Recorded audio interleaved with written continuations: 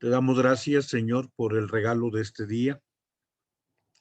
Gracias porque tú nos orientas siempre en torno a aquello que es el mejor proyecto, el mejor plan. Gracias porque nos vas corrigiendo sobre aquello que a veces nosotros esperamos y que tú tendrás siempre un proyecto más perfecto que el nuestro. Que hoy asimilemos que las cosas no sean como nosotros las esperábamos, darnos cuenta de que pueden ser infinitamente mejores. Danos, Señor, tu palabra, explícanos en nuestro camino de Emaús para poder regresar a la vida cotidiana con una actitud nueva y sobre todo unidos a la iglesia. Bien, hoy nuestra reflexión se llama Nosotros esperábamos, porque es una expresión que en el capítulo 24 de San Lucas se utiliza. Es Cleofás, dice que uno de los dos que caminaban de Jerusalén a Emaús se llamaba Cleofás y él es el que le dice a este, llamémosle extraño peregrino o el forastero, como se le llama, eres el único forastero que no sabe lo que ha sucedido. Y bueno, él dice, nosotros esperábamos. Creo que esta expresión es una expresión que tú y yo hemos manifestado o por lo menos pensado, no una, sino varias ocasiones. Aquí yo te presento fotografías quizá del momento más fuerte en que yo tenía otro tipo de expectativas humanas. Solamente recuperando forma rápida, un servidor ingresó al seminario el año 1980, el 17 de agosto, domingo, y cuando yo ingresé al seminario fue porque había venido el Papa en el año 79, el Papa San Juan Pablo II, y esto a mí me motivó para que yo pudiera ingresar al seminario. Yo, bueno, ingreso al seminario pues porque para mí era muy impactante ver a alguien como San Juan Pablo II, pero él vino en el 79, yo entro en el 80 porque termino la preparatoria y termino la secundaria, y cuando estoy por concluir mis estudios, que es el año 90, él regresa a México. Y bueno, surge la noticia de que posiblemente todos los que nos ordenábamos ese año 90 nos ordenaríamos de manos de su santidad San Juan Pablo II. Entonces, pues bueno, aquello era algo que yo no esperaba objetivamente, pero que me creó una expectativa bonita, cristiana, una expectativa donde, pues, digamos, mejor no podía ser que aquel que un día me motivó que entrara yo ya al seminario, cuando había venido a nuestro querido Monterrey, ahora regresara que iba a ordenar en Durango. Total, bueno, los que estábamos cumpliendo los tiempos de formación y los requisitos académicos, hicimos los escrutinios, obviamente me valoraron que yo podía ordenarme, estaba yo en la lista para ordenarme en Durango el día 9 de mayo, y pues yo ya había hecho invitaciones, ya había hecho yo, pues había organizado 2 autobuses para ir con mis papás, mis hermanos, mis tíos, familiares, amigos, íbamos a ir a Durango. Durango, ahí te vamos, o sea, ya estábamos listos para ir a la ordenación. Eso era el año 90, pero hacia el mes de febrero, porque la ordenación te decía iba a ser el 9 de mayo, me llaman por teléfono y dicen que no podíamos ordenarnos todos porque éramos demasiados. Habíamos superado totalmente lo que estaban ellos pensando. Entonces lo que hicieron fue que salomónicamente la cantidad de personas que estábamos registrados por cada diócesis quedaba a la mitad. Entonces éramos 8 los que estábamos apuntados para ordenarnos de parte de Monterrey, y pues de los 8 iban a quedar 4. 6 estaban en Monterrey, 2 estábamos estudiando la pontificia. Entonces 3 de los 6 de Monterrey, 1 de los 2 que nos habíamos ido a la teología y a la especialidad.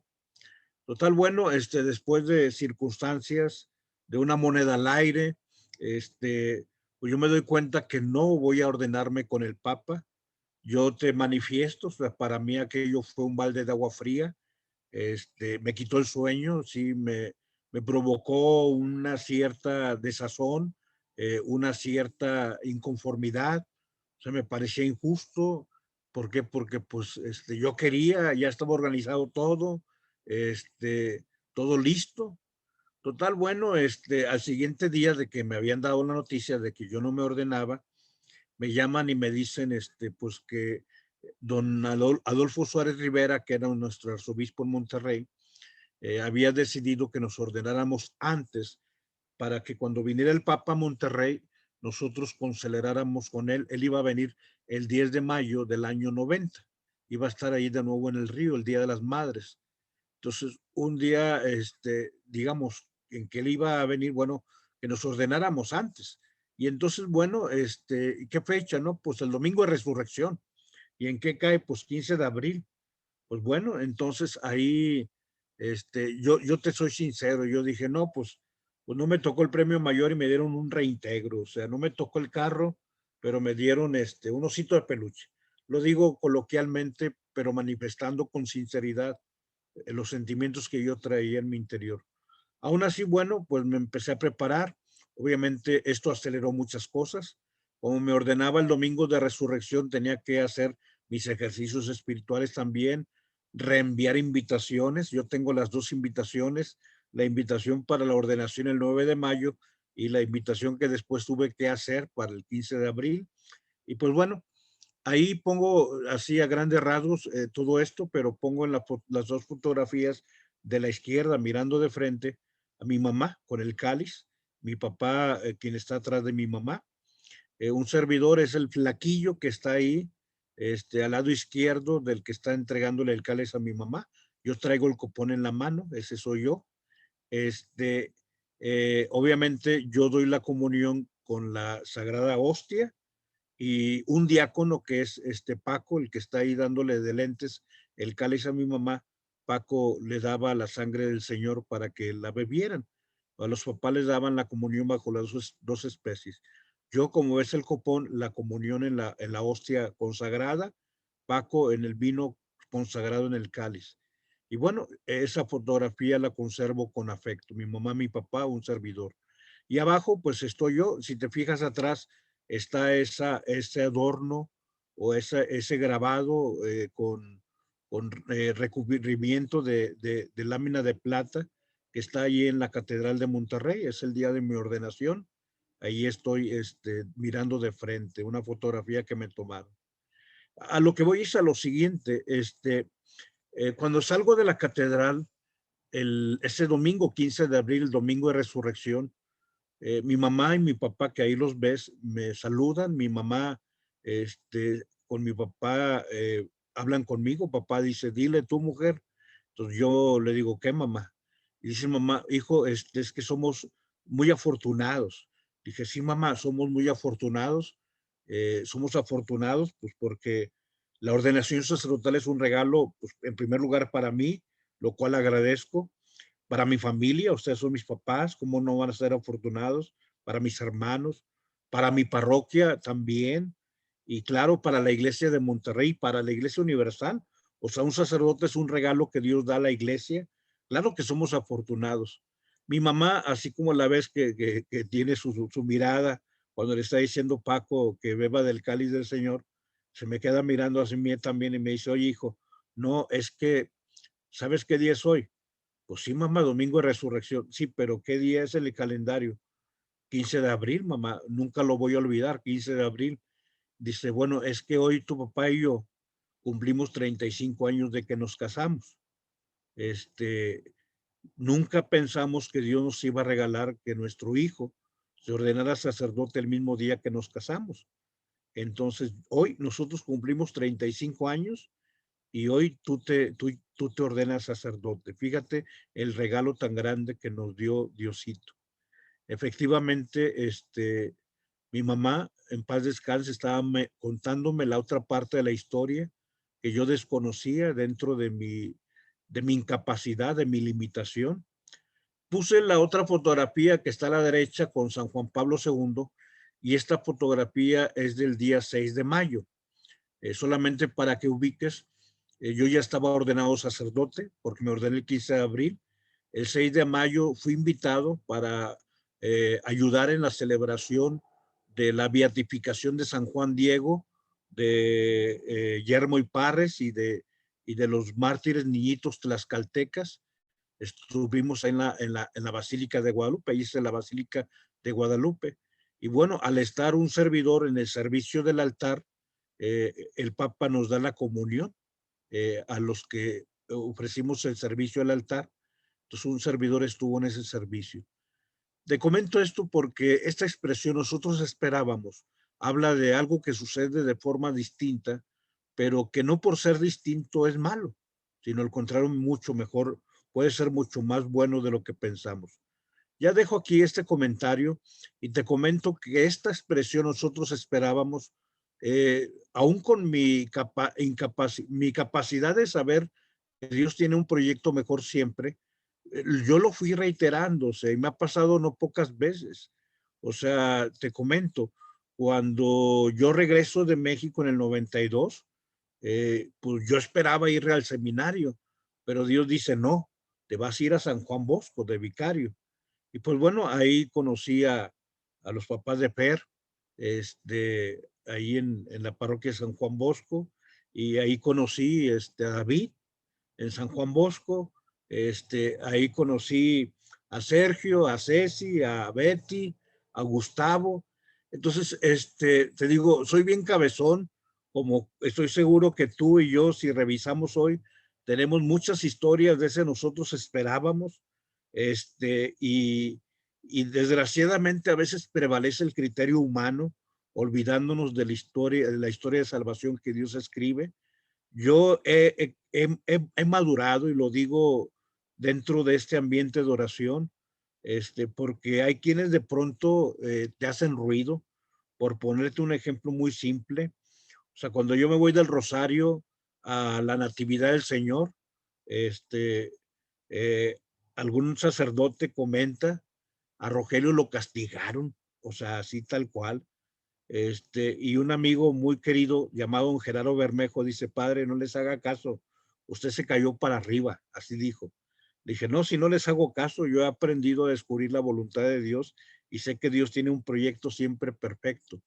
Pero bueno, dejo ahí mi comentario inicial que se ha alargado, pero sí quiero que tú hoy revises cuando las cosas son distintas. Creo a ti también te ha pasado que esta expresión la has tenido en tus labios. Vamos pues al texto del Evangelio. Adelante, por favor, para poder leer la palabra que Dios nos ofrece.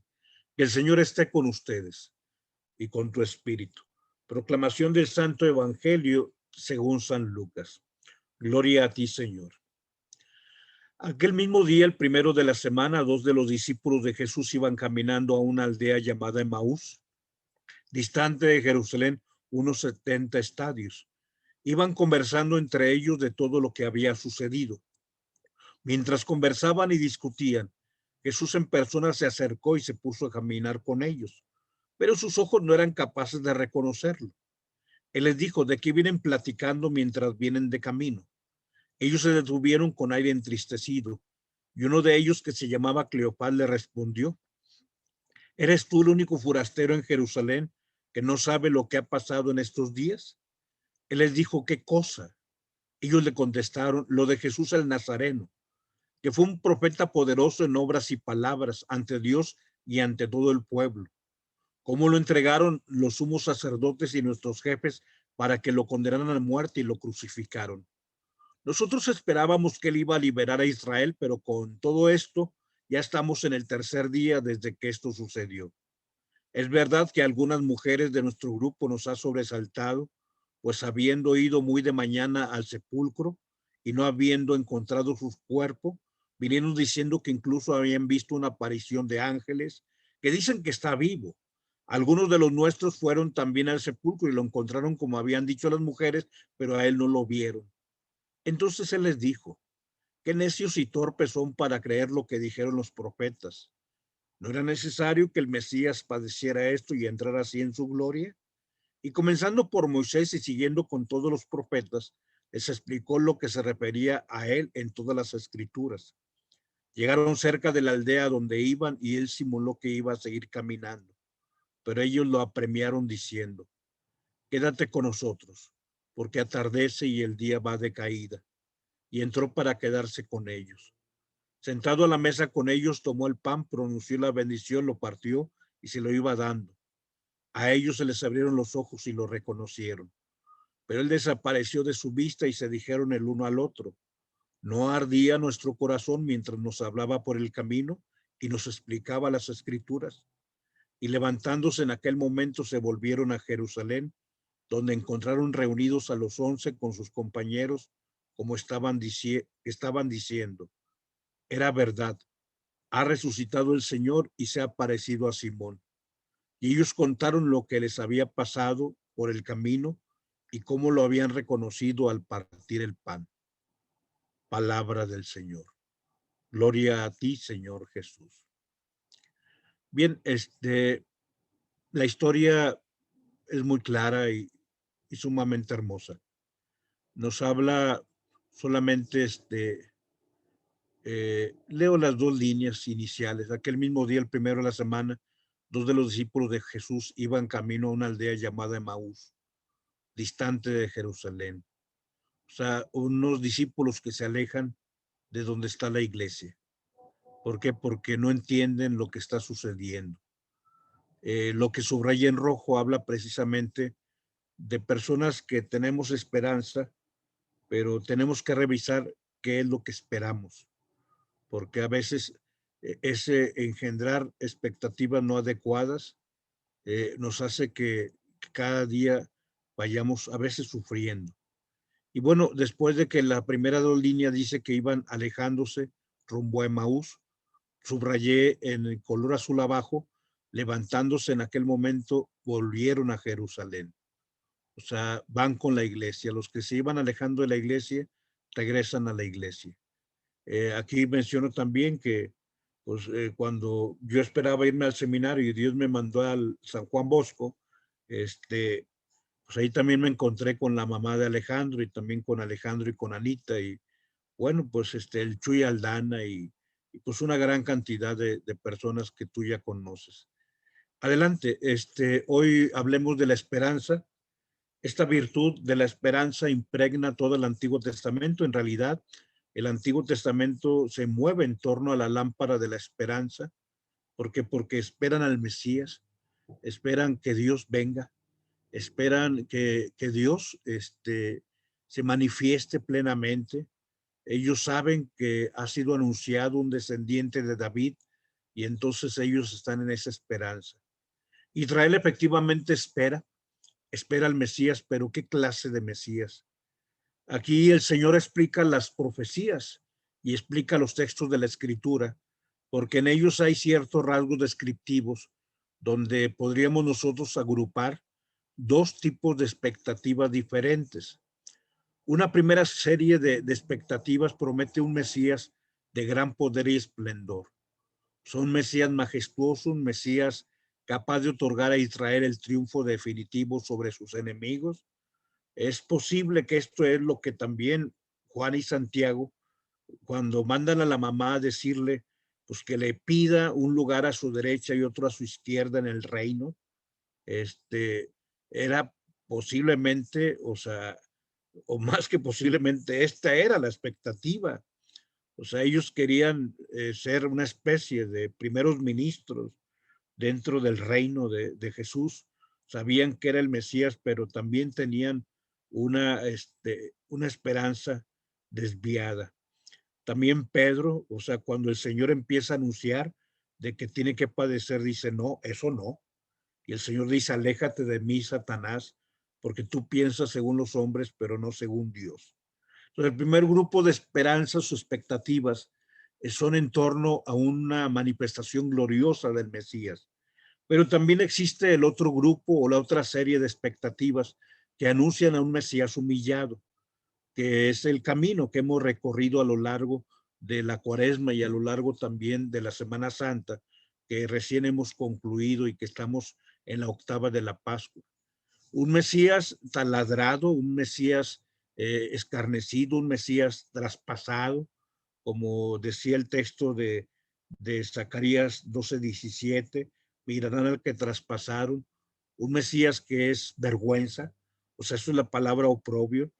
O sea, cuando hablábamos de que la mujer al día de ayer era valorada, sobre todo vinculada a la maternidad, o sea, un pueblo de Israel que veía que la mujer, voy a decirlo con mucho respeto, una mujer que produce hijos.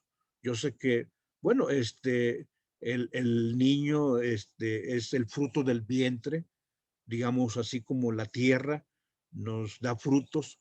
Bueno, pero en ese caso, la palabra oprobio que ahorita estoy refiriendo, sobre todo era una palabra que se usaba para cuando la mujer era estéril. Por eso ha quitado el oprobio que tenía, o sea, me ha quitado la vergüenza. Entonces, bueno, ese es el segundo grupo. Adelante. ¿Cuál de estas dos descripciones crees que va a prevalecer en la mente de los judíos a la hora de ellos imaginar al Mesías, a la hora de buscar que se concretice su esperanza? Y pues los discípulos de Maús y lo que te he referido, o sea, el mismo Judas, o sea, tenía una expectativa cuando sigue a Jesús y sabe que es el Mesías, pues él piensa en enriquecerse. O sea, el mismo Evangelio dice como él era el responsable del tesoro, o sea, no es porque se preocupara por Jesús, ese perfume, o sea, pudo haberse vendido y con 300 denarios dárselo a los pobres. No, no le interesaban los pobres a Judas.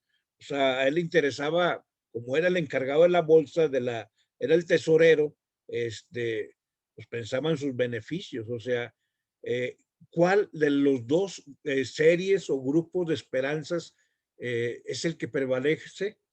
Eh, Lucas 24:21 lo explica. Nosotros esperábamos, pero lo mataron. O sea, eres tú el único forastero que no sabe lo que ha sucedido.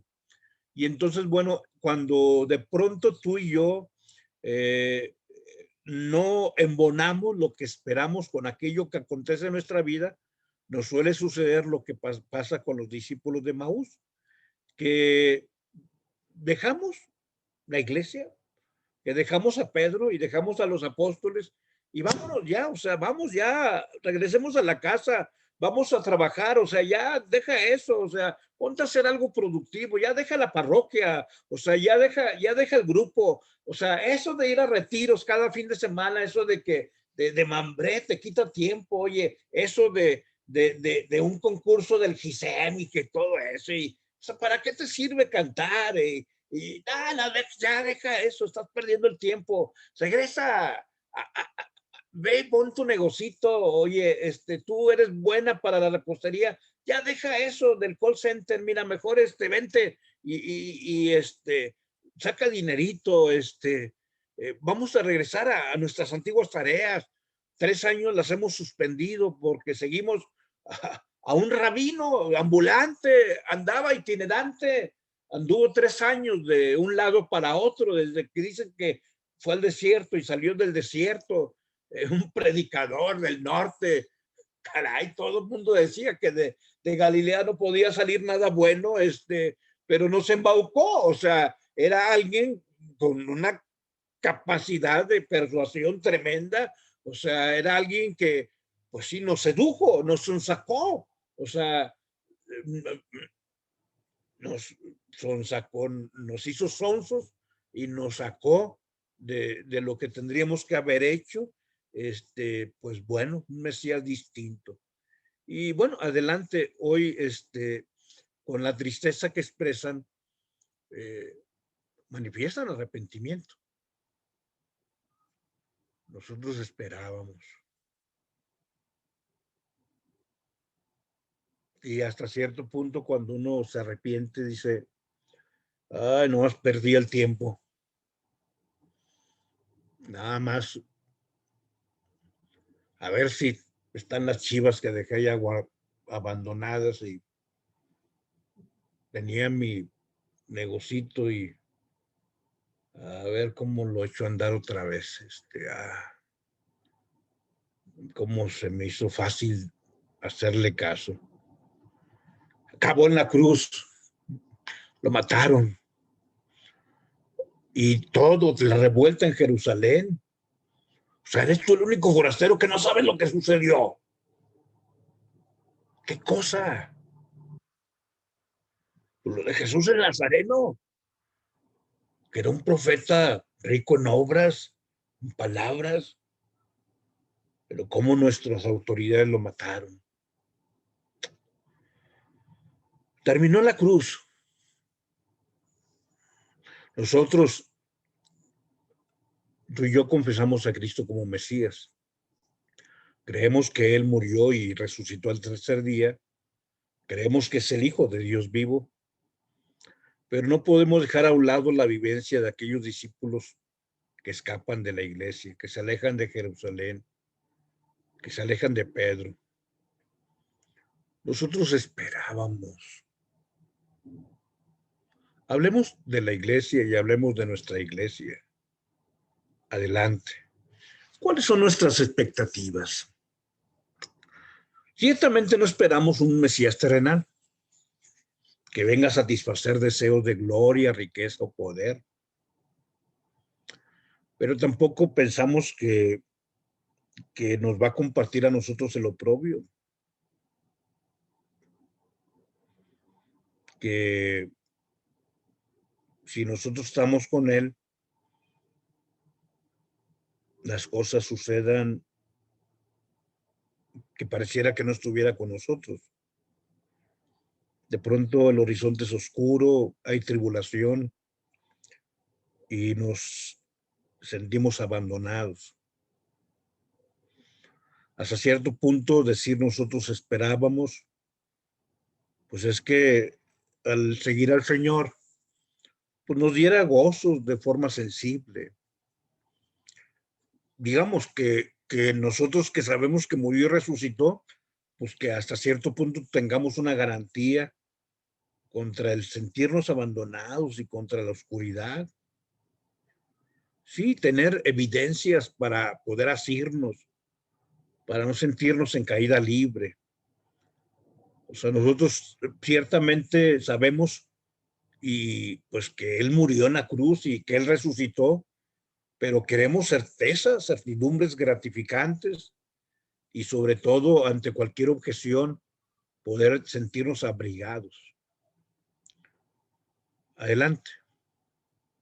Pero no sucede así. Es verdad que la iglesia, es verdad que en esta iglesia que amo, que de la que formo parte, es verdad que en esta comunidad congregada alrededor de Pedro, que es ahora Francisco,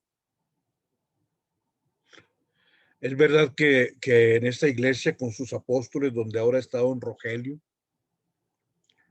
nos encontramos con los argumentos de siempre.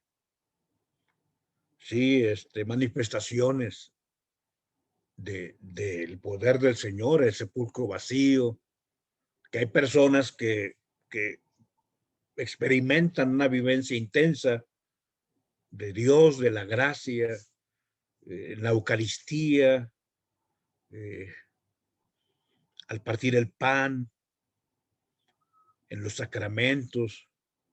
Es verdad, bueno, que cuando las personas tienen generosidad y ofrecen la ayuda, pues sí, se hace que la iglesia tenga más credibilidad, como decían de los apóstoles, miren cómo se aman. Es verdad que hay personas pues que sirven al vulnerable, como, como los apóstoles cuando vieron que las viudas estaban descuidadas, fundaron el diaconado para apoyar en la caridad. Dicen que Cristo se ha aparecido a muchos que iban de camino y que les ha desengañado de una esperanza que tenían infundada. Y alguien dice que nos está esperando pues, en algún lugar de Galilea. Y nuestra pregunta es esta. Y tú y yo, a pesar de que algunas cosas no son como las esperábamos, seguimos con esperanza y decimos, en lugar de irme a Maús, regreso a Jerusalén. Sigo en la iglesia del Señor. En nombre del Padre, del Hijo y del Espíritu Santo. Amén.